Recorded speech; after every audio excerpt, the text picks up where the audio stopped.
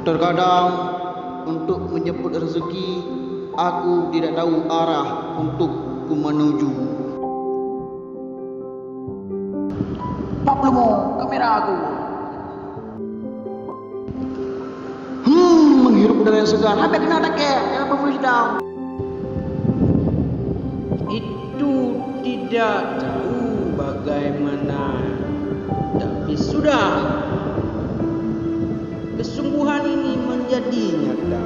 Dan aku pernah kuhiraukan hanya melihat ombak yang maklum orang orang kau. Yang tak gede kedua drama ini. Kocok kali tadi. Yang dekat tahu?